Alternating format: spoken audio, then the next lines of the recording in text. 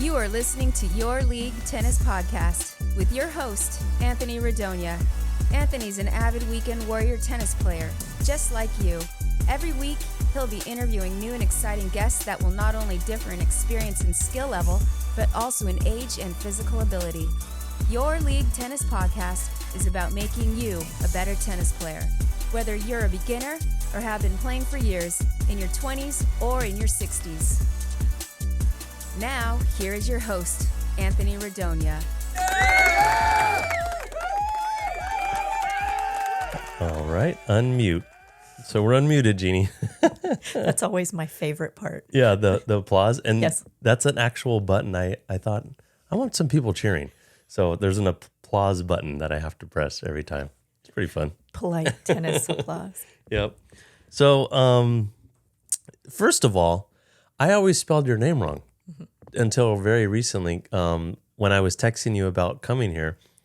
And then Denise was looking at my phone. She goes, this isn't right. I wrote, but my sister's name is Jeanne, Regina. So for short, I always put Jeanne, Gene. But that is not you. You are Jeanne. Right. It Okay. looks like Jeanne, Jeanne, yeah. but it's Jeannie. I'm named after my grandmother. Oh, okay. And what do you do for short? Is there any short? Just Jeanne? Jeannie. Jeannie, there's no short. Okay. Oh, no, let's see. Jeannie Weenie, the queenie. Oh, okay. There's some. Who's not a meanie is what the kids call me. Well, not a meanie. That's nice. I'm not a meanie. Yeah. And that's a compliment. My theater kid friends will love that. Okay. But the weenie part maybe not be a My compliment. grandmother called me Jeannie Weenie. Oh, it did? That rhymes. I guess that works. So we met at the club, the Murrieta Tennis Club. I mean, I don't even know how long. Maybe 4 or 5 years. Not really sure, to tell you the truth. What do you think? Is that a good guess? I don't know. I've been there 13 years. You've been there 13, and I barely got there in 18, I think. Okay. So if I got there in 18, that's probably how long we've known each other. Well, and I probably didn't know you that well. Yeah. I mean, I don't run in the 4 or 5 men circle. Yeah. And so you were always coaching there, or just you joined as a what? Like, did you just join to play and then became sort of like coach / running You know leagues? nothing about me, do you? I know absolutely All nothing, right. Jeannie. I didn't even know how to spell your name. obviously. I started playing tennis 13 years ago. Oh, wow. I was 40, Okay. and my baby Morgan, was turning 2, and she was going to preschool. And I wanted to do something for me, Okay. not just run around, do errands, and clean house. Yeah. So, and I'd started businesses and done other crazy things, but I wanted to do something for me. So I said to a friend, let's go learn how to play golf, because my oldest was in high school at the time and she was playing on the golf team. So I thought this would be good for me to learn how to play golf so I could play with my daughter. Of course, she would have never played with me, not in high school. Now she would. And my friend said, no, I know somebody who's teaching tennis lessons. That would be Nate Bell at the Murrieta Tennis Club. And he has a beginner clinic on Thursdays. Let's go do that. And I said, okay. And then what was the racket choice, the shoe choice, all this stuff? How did that work out? It was long pants. Yeah. I was not showing legs. It was a hat, and I borrowed a racket. And at some point, Andy, who worked up in the office, he helped me pick out a racket. Oh, okay. I had no clue. So I had I started with the Babolat, and I still have a Babolat. But Did you actually wear tennis shoes at the time? Do you remember? I wore cross trainers. Oh, okay. That was as close as I Yeah. got. But it just grew from there. And once they invited me to the Tuesday class, I thought I had made it. Oh, okay. That was the 2.5 to 3.0 class. And I thought, oh, I've arrived. Yeah. And then I remember Nate teaching me about the diagonal doubles and me thinking, I'm never going to get this.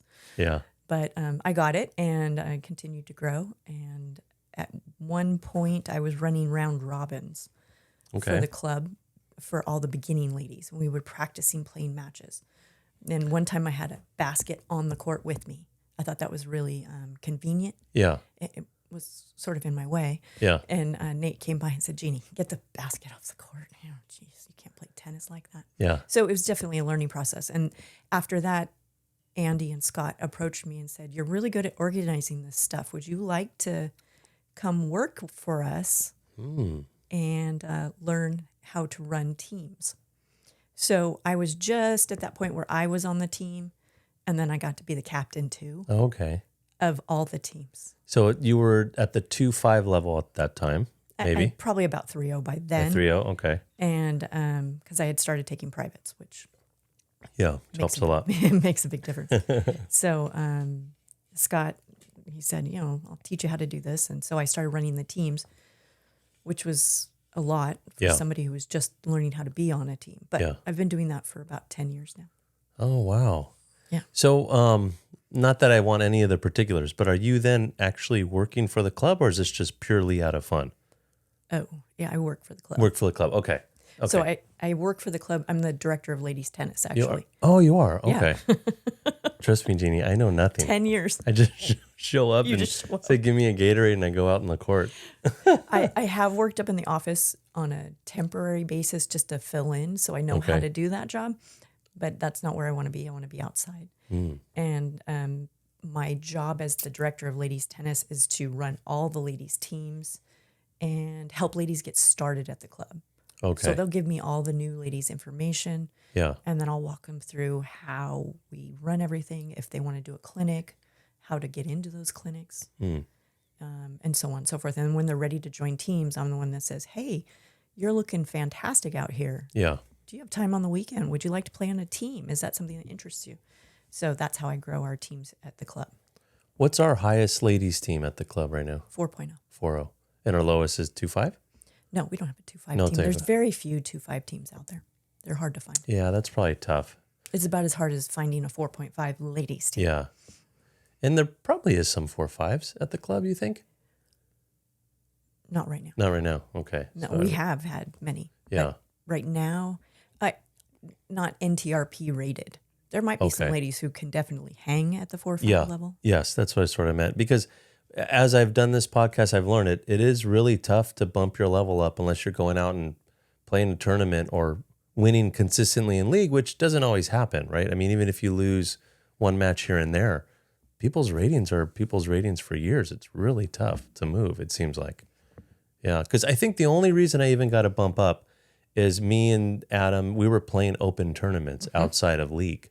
So that's probably what it was, because I don't think we were doing anything different than everyone else in the 4-5 league, really. There are different ways to get bumped up. Playing tournaments is one of the quickest ways. Obviously, playing better than the level you're at is the number one way. Yeah. So you will get bumped up eventually. Yeah. But you have to play a lot of matches. I was bumped because we went to sectionals and won. Okay. So when that happened, our entire team got bumped up. So I was a 3-0. We went to sectionals all together for the fall SCTA doubles league. Okay. And it was in January. But when we won. And because of that, we all got bumped up. I got bumped up 2 levels. Oh, you went to a 4-0. Wow. So are you playing right now on some teams, or just you are? And it's which one, the 3-5? No, or the I'm 4-0? I'm on the 4-0. Oh, because you're on 4-0 level. You can't play on 3-5. Oh, cool. And then I play mixed doubles.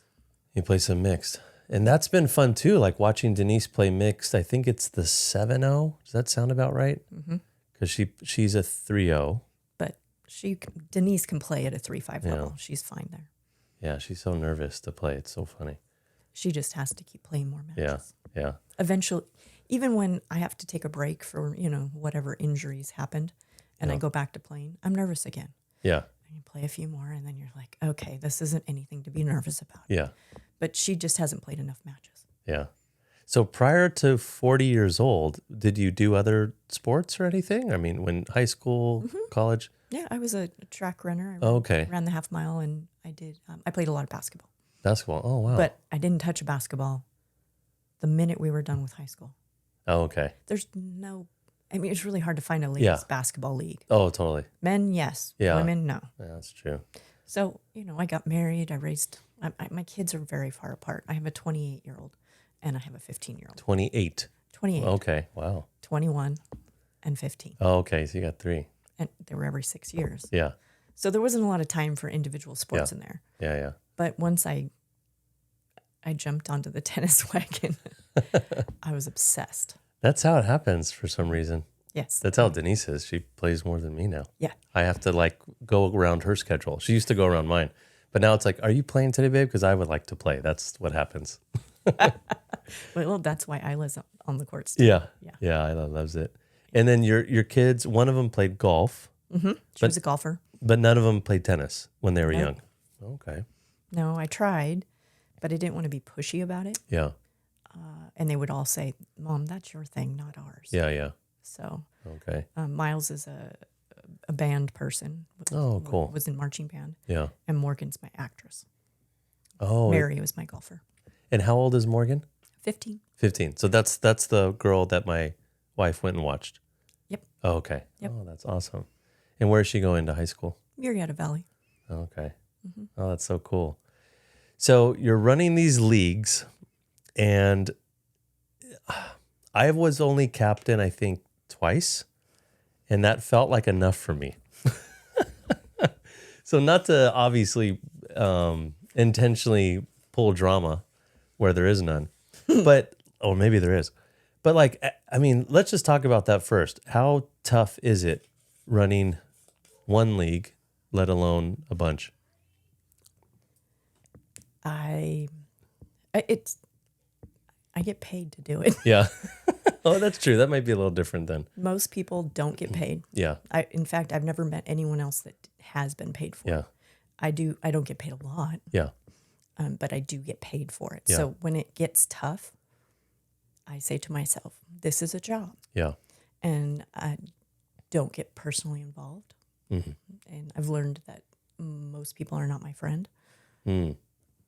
I'm Yeah. just there to be their coordinator and Yeah. be their cheerleader and help them, and help put together the teams. Yeah. I Yeah. have at least 15 teams a year.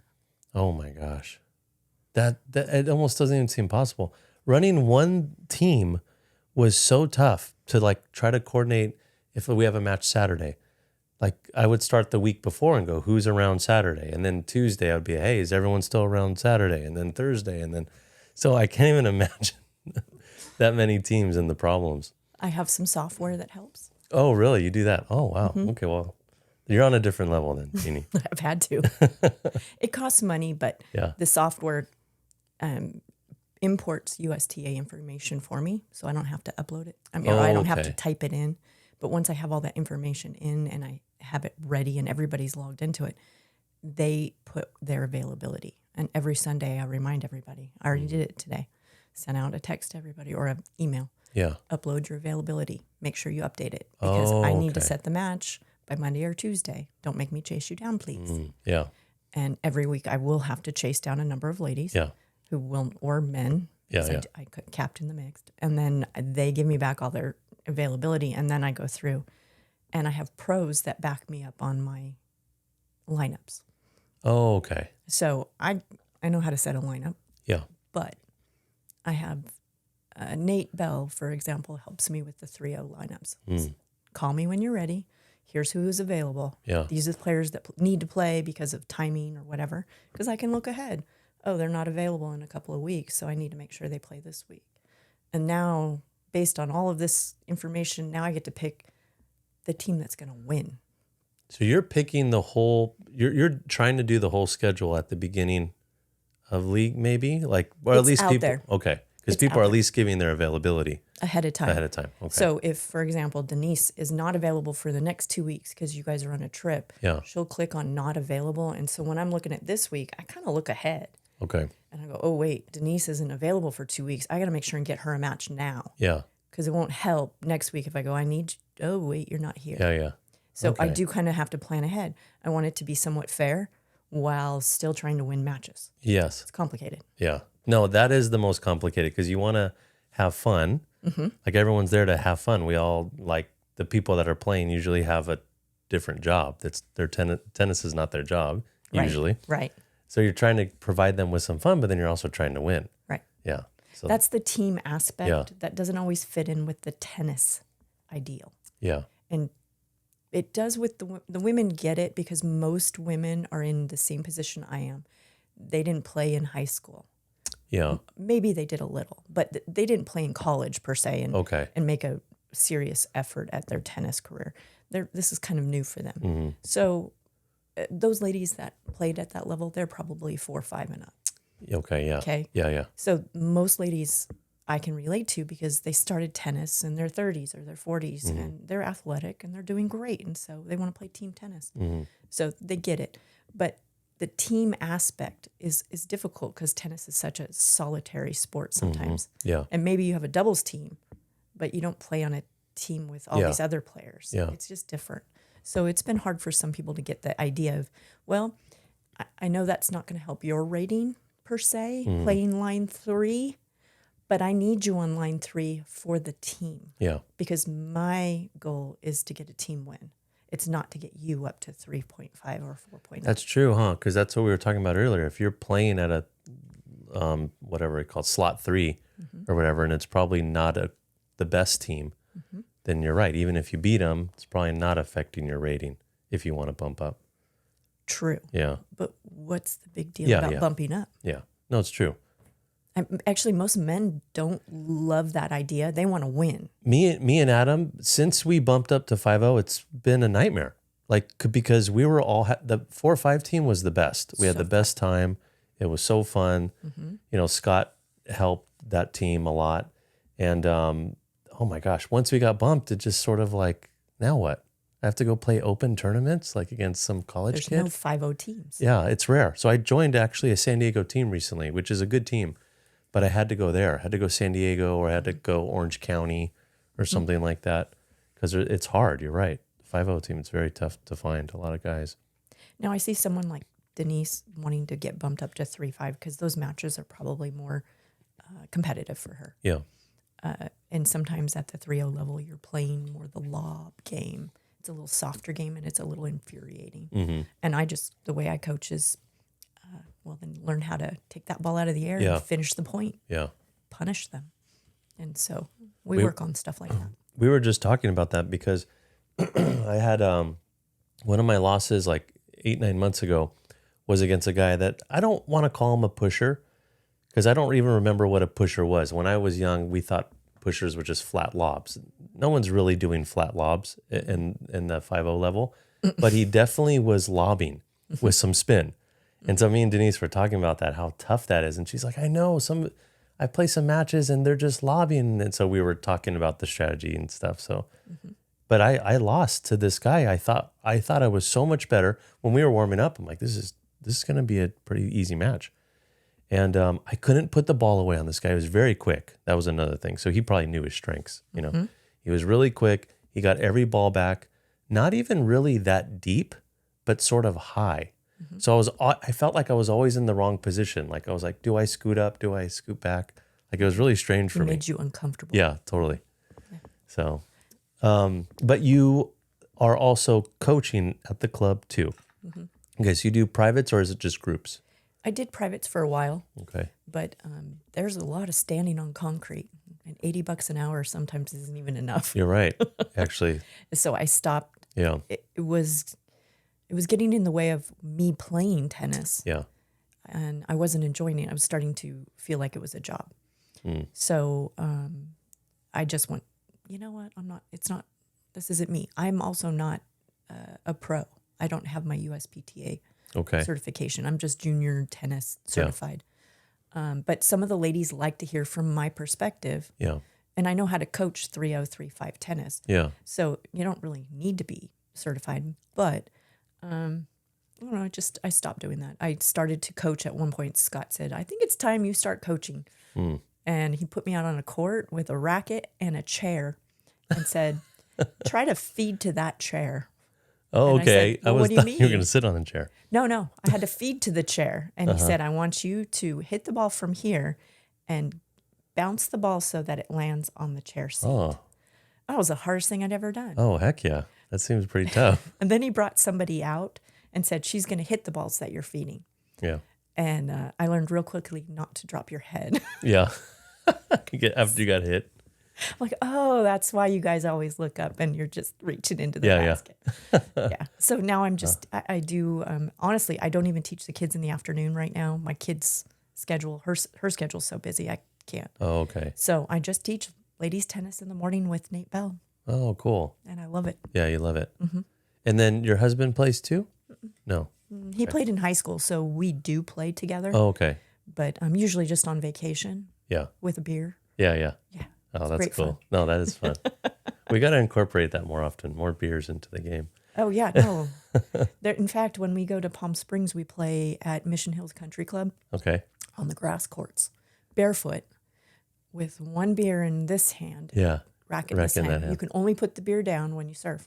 Oh my gosh, that's funny. It's fun. That is funny. Grass court, huh? Barefoot. Wow, that's nice. It's not slippery. No, it feels so good. Oh, that just sounds so relaxing. I've never, you know what? I take that back. I played on a grass court once in high school. Do you remember Industry Hills? Or did you grow up in the area? I grew up in LA County. Oh, okay. Because actually it was probably prior to you playing, but Industry Hills Tennis Club was huge when I was young. And then so I forget when it shut down. I don't even know why it shut down, but they have one grass court. The only grass court I've ever even seen around here. Oh, well, they have them out in the desert. Do they? Yes. And they're Wow. nice. Yeah. Very nice. And Well, they're that's cool. so low. Yeah. And but the ball doesn't bounce. That is a little bit annoying at Yeah, yeah. first. Your first swing is always a miss. Like, dang it, I forgot that. Have you played mini tennis? Do you know what that is? With the squishy ball, not pickleball. It's called mini tennis. Have you played that? Well, not technically, no. I mean, I played with the squishy ball Yeah. with kids. Okay. So we played mini tennis in the classes Yeah. with the kids. Because it's actually, it was getting big. I think pickleball sort of destroyed it.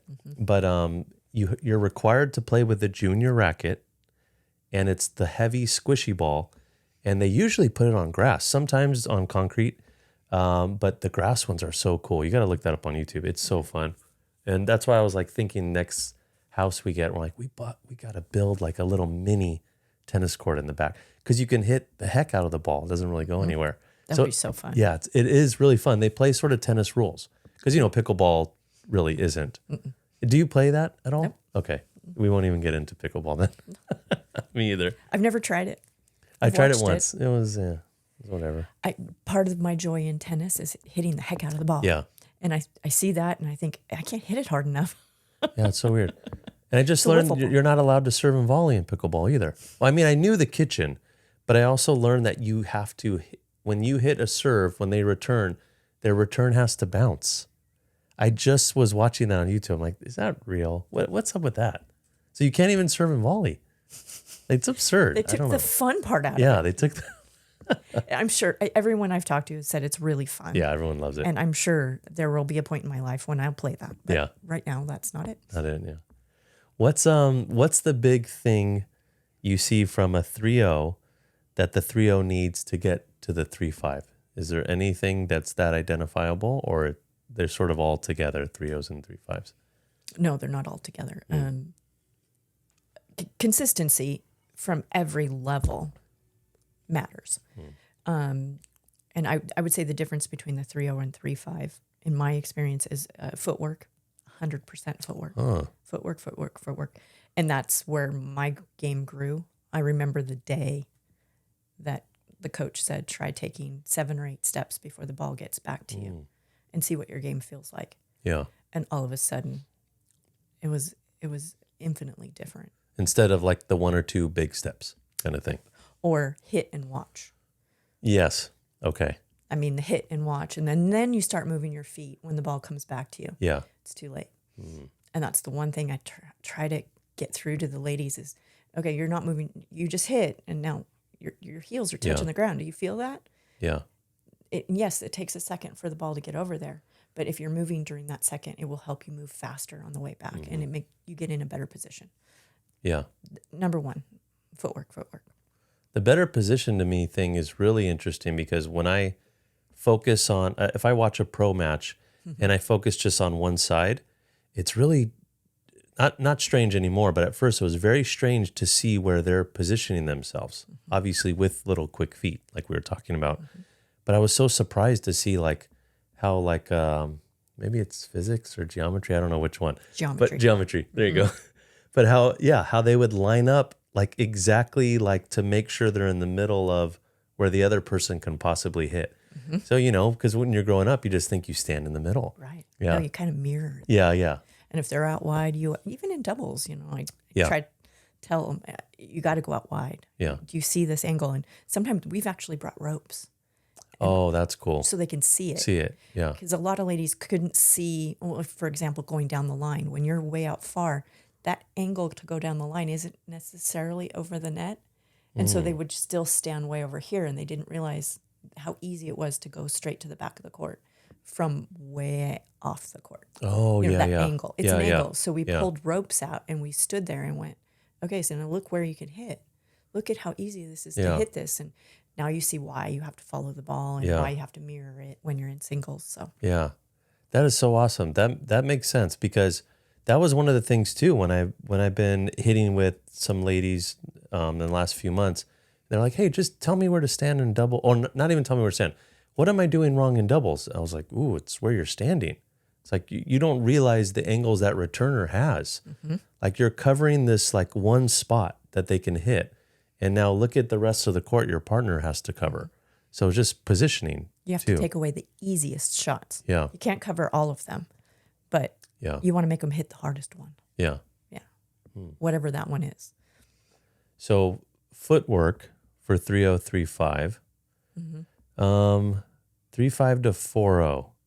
Is there another one or is it footwork also? Footwork, more consistent, just like every level, but now you see more of a diversity of shots. Now you're going to see the slices. Now you're going to see someone that can hit flat and spin, not just one. Yeah. That's the difference. Or somebody who has really nice touch at the net. All the shots are much more involved at 4-0. Yeah. So you'll see that in 3-5, it's a little more cross-court poach maybe. Yeah. And at ladies tennis, I'd say 75% and up, could be up, is done by point. I mean, the second time someone hits a ball. Yeah. Yeah. It's like serve and done, or serve, return, done. Yeah. Which is probably a lot of us though. I bet you a lot of the points aren't. In doubles, yes. Yeah. Yeah. Yeah. So, what's crazy about that too is the stuff you're saying I'm thinking about because it's the stuff lately I've been practicing because not that I hit the same ball every time, but I think I was sort of maybe not instructed, but just my thought process was hit a good, clean ball. And lately I've been giving some diversity to my shot. And it's been so helpful to hit like a nice spinny hard ball and then to throw in a slice and then to see the opponent have to move up 2 steps or move back 2 steps. And that's been huge for me lately. It's sort of changing that up. Yes. Yeah. So, And knowing when to change it up. Yeah. Or which ball for me on the backhand side, like the ones that I should be slicing, Yeah. I don't necessarily slice those. And I know I should because that's a better angle and it's a better shot. Yeah. But, on the forehand side, I'm fine. So, it's like practicing those and throwing it in and keep working on it. Yeah. What about serving? So how tough it is. Like I've been watching a lot of ladies at the club. I think I'm seeing a lot flatter serves. So it seems like maybe the next level is probably some sort of kick, some sort of top spin serve. And I don't know what level it changes to when you need that. You think 3-5 or even more? Because it seems like a good flat serve will work at a 3-0 level, I would think. You just get it in at 3-0. You just get it in, yeah. And you're going to do well. Yeah. I would say we always tell the ladies they never practice serve enough. Yeah. Because we do 5 minutes in a clinic. Yeah. And that's not enough. Yeah. And that's all they do. Yeah. And I'm thinking, no. But if we try to do more in a clinic, ladies will actually quit practicing and walk away. Well, it's like the putting thing, right? It's like, going to golf. Yeah. You're not going to the driving range to putt, Right. kind of thing. But if you can't serve efficiently, you're never going to win your serve. Yeah. So it's the most important shot. Most important. I can't imagine having such a great serve and holding every single time on my serve.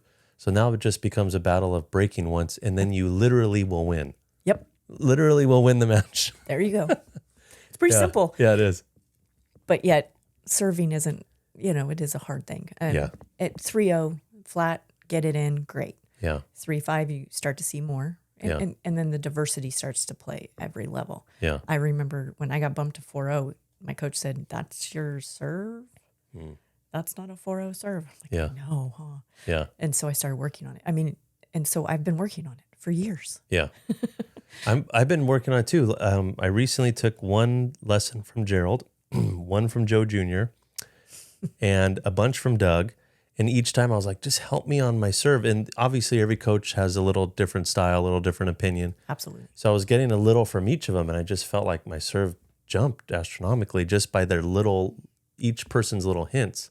Yep. And I'm like, oh my gosh. And just thinking different too. Like I never thought of it that way kind of thing, like when they tell you something. So yeah, serve, huge. I got to make my returns in. So that's probably a big thing for any level. Yeah. And learning how to attack those soft serves as the level goes up. Yeah. Taking advantage of that. A 3-0 doesn't even see that. Yeah. They just hit it back. Hit it back in. Yeah. Yeah. Instead of going in, like seeing it with their eyes really big. Going, ooh. Yeah. Yeah. So as you get at higher level, they start to recognize the different balls that they can take advantage of. Yeah. I try to get people to come in on a short ball. At 3-0, they don't necessarily see that. Yeah. And see why. And so we talk about that a lot. Like why would you want to come in on a short ball? What does that do for you? Yeah. So Nate has all these lectures. By the way, the why is sometimes the most important. Yeah. Because, I teach a class on Wednesday night on Zoom. It's a law school class. Mm-hmm. And so we go over these rules. And I've learned over the years that there's these things called comments on the rules. And the comments are sort of the why, like why the rule came into effect anyways, like what problems people were having, like why this rule even exists. Mm-hmm. And once you learn that stuff, the rule's so easy. Mm-hmm. And so it has to be the same in tennis. Like you tell someone what to do and like robotically they'll do it. But if they don't understand why they're doing it, it might be in when you're out the other. They might not fully grasp like what's the point, right? So that's really interesting. So you will do that, like explain sort of why we're doing this kind of thing? Absolutely. Yeah. Nate has this whole lecture that we go over, and sometimes he has me give the lecture. He's like, your turn. You do it today. Yeah. But it's the same lecture about why do we go to the net when the ball's in front of you? Why do you pull back? What's the diagonal? Why is it there? Yeah. If you're trying to memorize where you should be on the court, you're going to forget. Yeah. In the middle of a point, it won't make sense. You have to understand why you're where you're at. Why are you being aggressive? Why are you being defensive? What's going on? Yeah. So we talk about it a lot, and then we try to practice it. Yeah. But that's how those ladies progress. Yeah. But I think like you were saying earlier with the serving and the why, it's probably not the funnest thing to do. You just want to go out there and smack the ball. Like when you're practicing, it's probably the boring part, but maybe the most important. I love it. Yeah. I love it too. Yeah. But see, that practicing a serve, going out with a basket by myself, that's boring. Yeah. But I do like to work with my coach, Zach, after I do a group lesson, and then I stay for a private. And half of that private. And I like it because it's a half an hour, but I don't waste any time warming up. Yeah. I've already been warmed up. And we go right into the serve immediately. Oh. And he's been working with me on the slice. And every time I look at him, okay, what are we doing today? He goes, slice. You're taking from Zach at the club? Yeah. Oh, you do? Okay. Yeah. Every week I do at least 15, 20 minutes, and he corrects what I'm doing. He'll say, okay, serve at the tee. Okay, now go out wide. Yeah. Now a kick serve. Now a kick serve to the tee. Now, okay, we're on the backhand side. Go out wide to the backhand. Yeah. And I want to see you do that when I tell you to do it, not just by accident. Yeah, yeah. And so that's another key thing, obviously, and I think you mentioned earlier, which is taking lessons. Mm-hmm. Because, a lot of times in lessons we're doing drills, right? We're not necessarily doing, how do I say this, the shot that you would hit in a match, but you're doing stuff like, probably bad example, but I was watching Steph Curry, the basketball player, dribble 2 basketballs. Obviously, you're not going to do that in a basketball game, but there's a point to the drill, right? The hand-eye coordination. So that's why lessons are so important, because you're doing stuff that is helping you learn, I guess, to do stuff in the match that you won't have a chance to do in the match. But I don't know.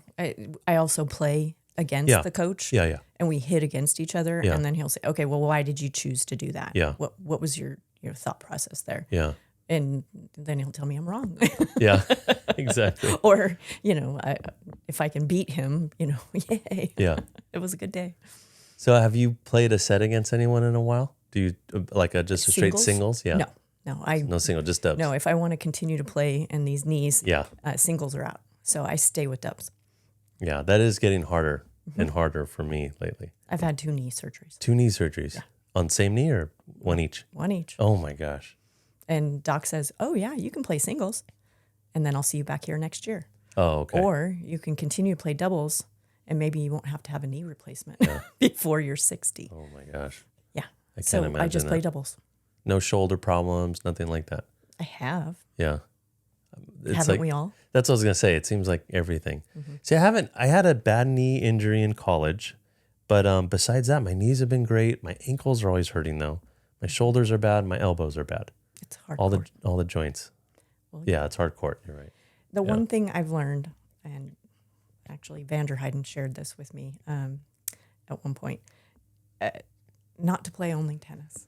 And I learned that when I was obsessed with tennis and played 6 days a week. Yeah.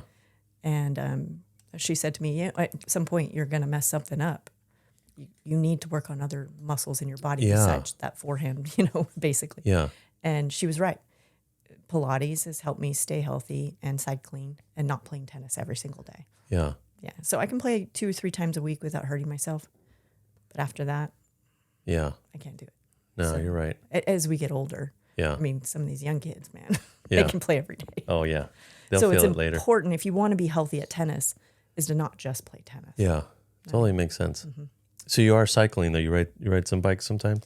Indoor. Indoor. Oh, you're doing the indoor bike. Oh, that's Yeah, cool. It's good for the knees. What's the thing? Peloton. You do Peloton or just I didn't pay for that. Yeah, I know. I just ride the bike. That one's a little interesting to me. It's just a lot of money for Yeah. the same thing that I already have. That's Yeah, all. And you have an iPhone. Yep. It works just as well. Yep. It's that big screen. And during COVID, Peloton let you use all their programs, so Yeah. it was great fun. Yeah, they were doing good.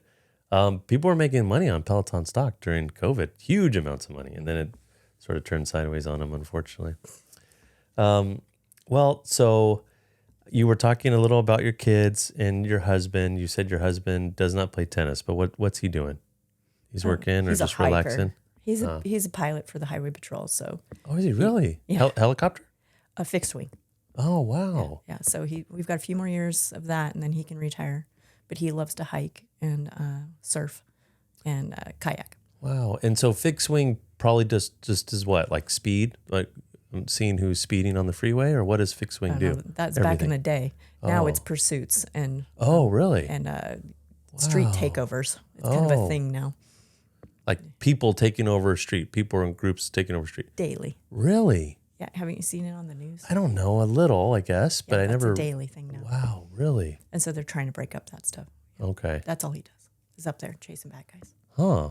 I would think that's better for a helicopter. I wonder, I mean, I don't know anything, but, It can be, but you know. if the weather means you have to be lower, then yes. Oh, okay. But he has a really good camera on that. Okay.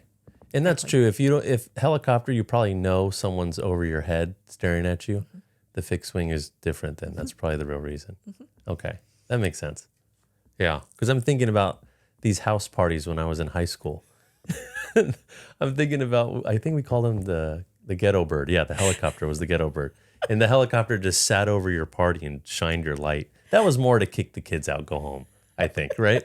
Sure. That was probably just to scare us. I'm positive. Yeah. Yeah. Okay. Wow, that's so crazy. So California Highway Patrol. That's so cool. Yeah, he has a cool job. I'm sure he loves it, right? Well, he doesn't love the drive to Fullerton from here. Oh, okay. That's 3 hours a day of driving, so Yeah, because you got to go up to the 91 and then back around. Oh my gosh. it's horrible. Yeah, that's tough. Yeah, but in general, that's the job. I remind him every day, that's your job, not flying, because he loves to fly. He loves to fly, so So no airports out here he can do it from? not for highway patrol. Not for Highway Patrol. Okay. We have an airport that's right next to your house. Yeah, that's what I was going to say. That's that where French, he trained out of. French Valley? Is that what it's called? Yeah. Yeah, oh my gosh. We were looking for a house right now in French Valley, by the way. I love that area. Where are you? You're in Murrieta? Mm-hmm. Where? Off of Clinton Keys. Do you know where Bear Creek is? Yeah. Yeah, right there. You're next to Bear Creek or in it? Across from Bear Creek, yeah. But when I say Bear Creek, everyone knows where it is. So. Have you played in Bear Creek? Yeah. Yeah? Yeah. It's nice. They have clay courts that were interesting to play on, but now USTA doesn't allow that. That it has to be hard court. But we used to play on the clay courts when I first played league. We'd play clay court over there. Oh my gosh. That was interesting. Have you played clay? So I've played on green clay. Me and Adam actually went to a tournament in Atlanta last year. We played on green clay, which was so fun. And I think Bear Creek has green clay, right? Do you know the color? It was gray back in the day. I don't gray. know what it is now because they redid them. But it might be green. And I know that makes a difference. It does. And that's what I was going to say. Do you know the difference? No, I don't. I don't know what the difference is. I just know that it makes a difference. Yeah, it does. Yes, but I can walk to Bear Creek. So yes, I've played there. Oh, and that's cool. Fun that it's so close, but you have to live there to play there. So, and I don't live in the community. I live just outside. So, because they have, I think, 2 or 3 clays, right? Mm-hmm. And then some hard. Wow. Used to be 6 clay, I think. Oh, wow. Years ago. But like I said, I haven't played clay in a long time. I didn't like how the slide. Yeah. I did not like that. The big thing for me was I never played clay growing up. Adam did. But he was teaching me how to slide into the hit. I was hitting then sliding out of the hit or something, if that makes sense. Yeah, it does. Yeah. And once he told me that, it blew my mind because then everything changed. I said, I didn't realize that. I was trying to get to the ball, hit and I don't know, doing everything backwards. But he was having me slide into the hit and then you're sort of positioned when you hit. It was really strange. But I got killed when I played Well, you just weren't used to it. Yeah. But it was fun. It was a different game. And then the way it hits the tape, whenever it hits the tape, it goes flying in a different direction. Yeah. You just have to accept that. Yeah. Oh my gosh. Yeah. So you plan on doing this league stuff for a while then? You plan on it. It sounds like you're happy. Yeah. Okay, I mean, good. it's a job. It's putting my middle kid through college. Yeah. So we just, whatever I make, I put towards that. And that's it good. helps pay for college, which is good. That's a great thing. There are days when I don't want to do it anymore. Yeah. You know, like I said, you learn who your friends are. Yeah. What's the craziest story? So one of the stories actually 2 stories we had. The Joes, I think, I don't want to go into crazy detail, but the Joes were getting sort of mixed up on their results because they have the same exact name. Mm-hmm. And the league got mad. USTA got mad somehow. Like one was reported here and it wasn't even our fault. But somehow one was reported with a loss, one was reported with a win, something like that. And they got in trouble. And then the other big story was we played sectionals against this team that we all sort of knew for a fact the guy playing was not the guy that they had listed. And he kept saying that was his name. And we never proved it, but we knew for a fact it was like that. You are not this person. So any funny stories or crazy stories like that? Well, there was a mixed doubles male who had played in college. Okay. And rated himself a 2.5. A 2.5? 2.5. Oh, no. And when he played, it was so obvious he wasn't a 2.5. Yeah. And one of the other captains, she lost her mind about it. She just completely lost her mind. And I just kept saying, well, I don't, if he's going to cheat and this means so much to him, whatever.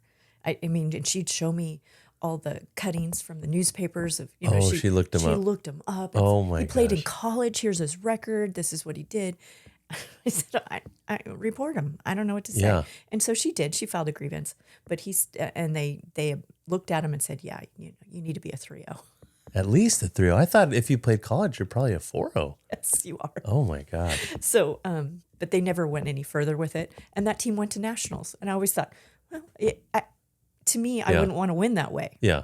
If that's what you need to do to win, then So, but I've encountered a lot of that stuff at 15 teams a year. I think I'll have 17 this year probably. So you run into a lot of that stuff, and I just learned not to get all fired up about it. Well, I mean, the rating system is tough. Like you have to go in and answer these questions and stuff. I sort of remember, right? Is that what you do online? And I always say, don't embellish. Yeah. Because if you play 3 times a week, all of a sudden you become a 3.5. Not necessarily true. You know, maybe you play 3 times a week for the last 3 weeks, but you just learned. you're not a 3.5. And then I have to Oh, tell okay. them, no, you're going to need to appeal that. They won't listen to us as pros or coaches or anything. You have to The deal with that person has yourself. to appeal it. Yeah. And usually most players are where they should be. Yeah. I would say most players Yeah. are. And if not, they will be after December 1st, if you've played enough. Yeah. Some people know how to hide behind stuff. Yeah. Whatever. Yeah. I- do people routinely get bumped down? Like if they're playing where they think they should be and then they're losing, let's say, every time. Do you get bumped happens. down? It does. Yes. Yes. Oh, I went down for a season after my 2 okay. knee surgeries. I didn't have a great year trying to get back into it. Because you didn't play a lot of matches or because you lost? It's not about winning or losing. It's about how well you play against the players you're playing. Oh, really? Yeah, USTA, the algorithm looks at you and where you should be playing. And even if you lose, but you're playing against a much higher rated player, say you got 4 games each set against a higher rated player, you're gaining ground. Oh, okay. You still lost, but you did better and he came down dynamically. Okay. So it's not just winning, although winning helps because obviously you're doing better against the players you're doing. Yeah. How many games did you win against them? Yeah. USTA looks at the total number of games you should win Okay. rather than like wins or losses. Yeah. But yes, I got bumped down. I wasn't playing that much, but what I did play, I didn't play that well. So I got bumped down, which was really fun because I'd never been a 3.5. Yeah. And my partner, who I've been practicing was a 3.5. So we went out and had a very good year. Yeah, yeah. It was quite fun, but we're now 4-0s again. And as your team that you played on, have you guys been to sectionals? You said I've been many times. And the one that we won, I was a 3-0 when we won. Okay. So I haven't won since then. And then you went to nationals, obviously, when you won, or was there no nationals for No that nationals team? for that team. Because it was a 3-0 or because that particular year or something? Because that particular league is a Southern California only league. And they always okay. warn you, this is doubles only. It's only Southern California. You will not go to nationals. Oh, okay. So, bummer. That's the one we won. Oh, dang. Yeah. So you haven't been to nationals then on a league you played on? No. Okay. No, and that's fine. Yeah. It's okay. Yeah. It's not my ultimate goal. No, yeah. And I've met people that there's, I know captains that's what they're working towards. Yeah. And they're recruiting for that. I cannot do that when you work for a club. Because if you're a member of our team, you have to be a member of the club. Yes. And okay. it's kind of like paying to play. Yeah. And you're paying $79 a month to be a member of our club, which is a great deal. Yeah. However, I need to play you.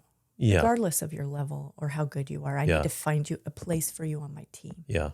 So I can't go over, to you and say, hey, would you like to come play on my team?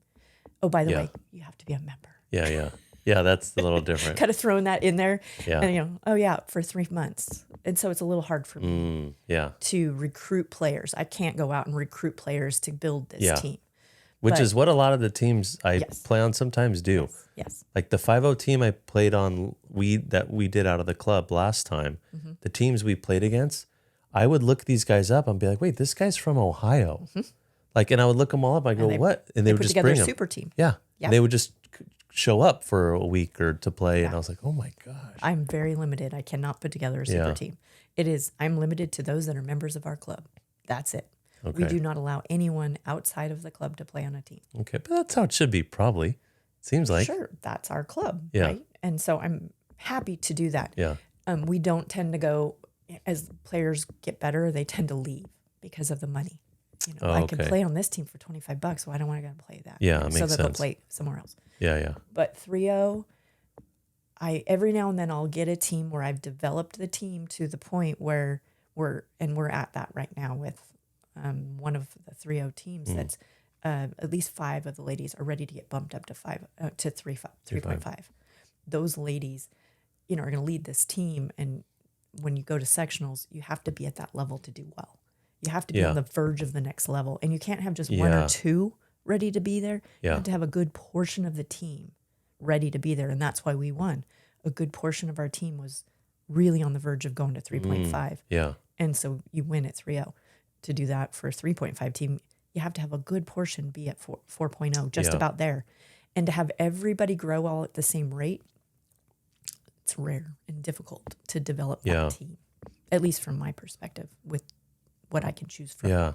No, I totally get what you're saying now. And everything you're saying totally makes sense because I was surprised though at the 4-5 level, but now thinking back on it, a lot of the people we were playing did end up getting bumped up. So it's exactly what you're saying. I think everyone was at that that level, that little, right there. Yeah, right just there. right there. And Yeah. and all of them were. Yeah, And yeah. that's the team you fear. Yeah. Not that one guy. Yeah. Okay, well, we'll take that loss, Yeah, right? yeah. Oh, he's going to beat us at singles line one. All Yeah. right, no problem. We can win all 3 doubles. We got this. So True. that's where the team aspect comes in. Yeah. You do the best you can with what you have, and USTA, there's some strategy involved. Yeah. You know that. So just like the leagues I played in, you guys have some singles, some dubs. It's not just pure dubs. True. Oh yeah. Okay. Our spring league, yeah, it's the same thing. 18 Same. and over. Okay. In spring is 2 singles, 3 doubles. Okay. So it's 8 players cool. every match. That's a lot of playing tennis. Yeah. That's so cool. Okay, Jeannie, I'm going to ask you a few tough tennis questions. Okay. This isn't a pop quiz, actually. This is, I tell everyone, like, when I do this podcast, it's actually just to help me. This is like a way to cheat and get free lessons. So what? For me? Yeah, from everyone. This is what I do. I get everyone's perspective. Okay, so you know I'm a 5-0, Jeannie. Yep. Which is why I couldn't have you on my mixed team. Yeah. So what would the mixed team be? Is there mixed 5-0s out there, like a 10-0? Is there a 10-0 team? A 5-0 girl and a 5-0? Not in our league. Yeah, but there is. Well, you could play 9-0, Oh, okay. 5-0, and 4-0. Oh, that'd be interesting. So as soon as... That'd be fun. Yeah. We'll get there. Yeah, that'd be cool. I have my eye on you. So I play all the time. I love playing. I don't know. I'm not quite getting the wins that I want to get. You don't. It's probably mental. You pointed right at your head. Yep. And that was not a gun figure with your hands. No. That was just pointing at your head. Okay, 100% good. it's Okay, mental. good. Yeah. 100%. I've seen you play. You're a fantastic player. You just have to get past your own head. Wow. See, that's good and bad though, because it means I can easily do it. It's not a talent thing, right? You didn't just say, no, you got to get better. Like you didn't say that. You said mental. But I could say that about almost everyone. Yeah. And even the ladies today who I was coaching after their match, I ask them, what did you love about your match? What did you do great? Yeah. And then they immediately tell me all the things they did wrong. And I'm like, okay, hold on. We'll get there. Yeah. What did you do well? Can you please just tell me one thing you did well? Yeah. And it's really hard to get them to do that. But once they do, and then, okay, what did you want to work on? And I was so nervous. My racket, I just got tight. And Yeah. and I'm like, were you swinging like you do in practice? Were you? Yeah. No, probably not. Yeah. It's about they're being tight. And that's the first level of being tight. But at your level, it's more about probably, you start thinking too much about what your plans are and where you're going to put this ball and how you're going to beat this guy and what the heck is he doing. That's so funny you said that, Jeannie, because that's exactly the issue. I was just talking to young Gavin on our club too about it. And we were both saying that we think too much. It's the exact thing we just spoke about. And I never thought that would be a problem, because it's not really a problem in life usually, like at work or, How to get out of your head. Yeah. Yeah. Because I'm you don't thinking say that when you're at work. That's right. Yeah. And actually going to work and like thinking about multitasking and things, these are all good things. But on the court, I started thinking about 4 different shots right before I hit. That's a disaster every single time. Yeah. So I'm trying my best to not do that. I don't quite know how yet. I don't know how to coach you at your level for that. Talk to Scott. No, but it's really nice that you can see that though, because it just helps me realize exactly where I need to put my focus. Because I go out there, I'll do forehands, or that's not changing anything. No, but I think that the presence during a point, there's something to be said about the presence of mind to really focus on that ball. And you say, watch the ball. Okay, what does that mean? Or stay in that point. What does that mean to you? Yeah. Is it important for you to find that place, that zen? Yeah. And I have little tricks that I give the ladies at my level and at the lower levels. And it's something like watching the ball and saying out loud. I teach them this thing where the ball's coming over the net and they see it bounce and they actually say bounce. And as the ball's coming up, they actually say hit. And then as it goes over, I tell them, say split when you're supposed to split step. And when you're doing that, I just want you to do that just for a little while. Yeah. Oh, no, I don't hear you saying it. Try it. Say it out loud. I know it sounds stupid, but say it out loud. Yeah. And then all of a sudden, this rhythm develops with them because they're not thinking about where and how. They just let all that muscle memory take over. Yeah. Now, that's kind of a lower level thing, but it gets them out of their head. Yeah. So you have to learn something that works for you Yeah. to get you out of your head while still focusing on that one shot you want to hit during that point. Yeah. Gosh, the crazy thing is I don't know what to do. Like, but I think that thing you're saying might help because I don't, to tell you the truth, most of the time I don't really see the ball. Like, that doesn't make sense, right? Because it's tennis. But now that I think about it, I'm not looking at the ball. Like even when it bounces, I'm almost positive I never see a bounce. Now that you say that. Or you're Which not is probably, aware of it. Maybe I'm not aware of it. Thinking Okay. about all the things you're going to do with the ball. Try to be, it's a Zen thing, I guess, more present about watching that ball and then just practicing that to get your mind out a little bit out of it. You're not overthinking everything. Yeah. Just something to try.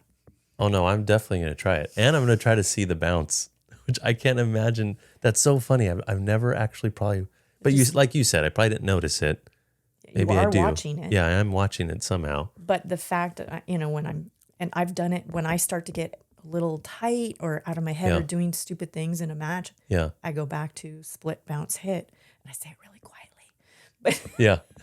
You don't say it out loud during the match. Not really. No, but that's what I'm focusing on. Yeah. Until I get into the rhythm of the point. And then everything kind of works itself out. Yes. Because I know where to hit the ball when I get that winner shot. I know to go at their feet or go away from the player or whatever. Yeah. But it's kind of more that cross court or full court ground strokes that we tend to get in our head. Yeah, at least for me. Oh, that's so cool. I appreciate that. See, this free lesson was already worth it. And I'm glad you didn't tell me to shoot my head because I was a little worried when you pointed at your head. No, you said, Tony, it's over for you. It's over, forget it. Yeah, there's no hope. Oh, I think that's sort of an elementary way of working on presence, but it's a place to start. That's all. And it has worked for other ladies and it works for me. I promise I'm going to try that.